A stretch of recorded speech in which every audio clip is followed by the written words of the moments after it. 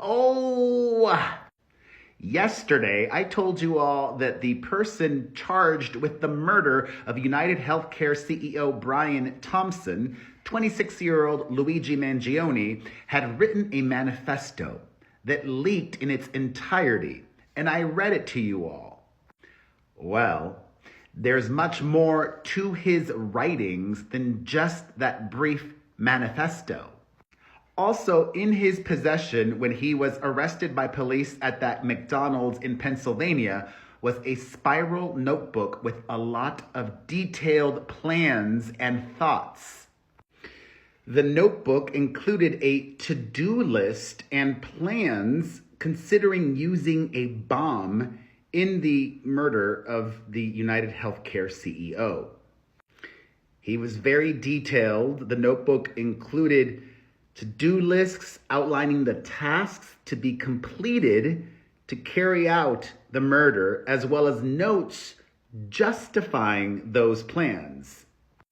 In one of those notes, Luigi mused about different methods of murder, including the possibility of bombing, but the note shows that the suspect decided against using explosives over concerns this could kill innocents. What do? He wrote. You whack the CEO at the annual parasitic bean counter convention.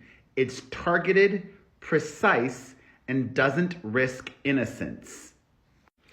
In another passage, Mangione wrote about the Unabomber in his notebook, a person that he seems to have had quite the interest in.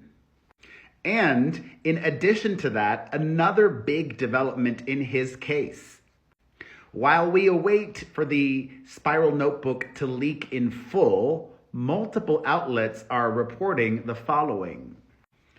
Fingerprints found at the scene of the assassination of United Healthcare's CEO match those of Luigi Mangione. This marks the first positive forensic match tying Luigi directly to the scene where Brian Thompson was gunned down last week in Midtown Manhattan. According to law enforcement, his fingerprints matched those on a Kind snack bar and a water bottle near the scene of the shooting. So, he was there. He was there. Additionally, we are now learning about a lot of the social media posts that he made on Reddit. He was using the name Mr_Cactus. And while Reddit took down his profile, you could still access what he posted through some websites that archive old web and social media posts. In August of 2023, he wrote on a subreddit for spondylolisthesis. Spondylolisthesis. Remember how I've told you all that he suffered from chronic pain related to back issues? Spondylolisthesis. It's not funny. Spondylolisthesis is a spinal issue, a condition where spinal bones slip out of place. Spinal bones can slip out of place and can cause chronic lower back and leg pain, according to the Mayo Clinic. Luigi wrote on this subreddit about that condition, quote, "It can be easy to get caught up in the plethora of horror stories on the internet." The irony. When my spondy went bad on me last year, it was completely devastating as a young athletic person. Seemingly, all I could read on the internet was that I was destined to chronic pain and a desk job for the rest of my life. That representation was terrifying, inaccurate, and completely destroyed me until I realized the silent majority of fusions are highly successful. He offered advice on stretching exercises and to visit a physical therapist. His posts often had a communal support undercurrent. Quote, "The symptoms you're describing suck and are 100% real." His pain began in January 22, he posted.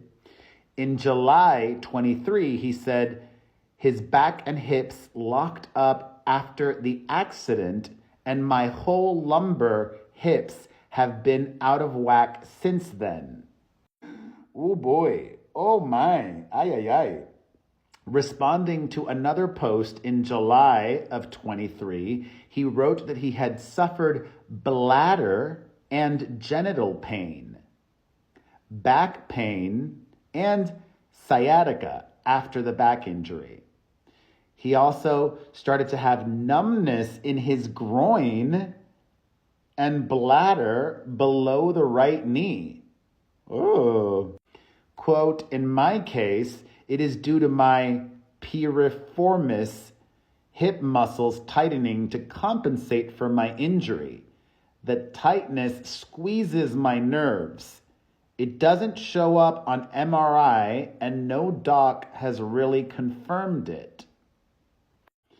In another thread where a user asks about surgery, Luigi opens up about his own procedure. He said, "The surgery wasn't nearly as scary as I made it out to be in my head, and I knew it was the right decision within a week." Oh, but it wasn't just spine issues. It wasn't just his back. In another post, he opened up about battles with Lyme disease as a teenager and brain fog that accompanied it.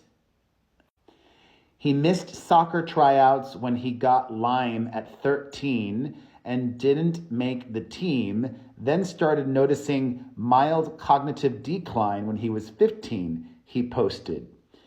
He said his symptoms severely worsened in 2017 when he was a student at the University of Pennsylvania, but additional tests for Lyme disease were negative. Interesting that he viewed himself that way because he graduated top of his class in high school at a very Tony all-boys school. He was the valedictorian in Baltimore.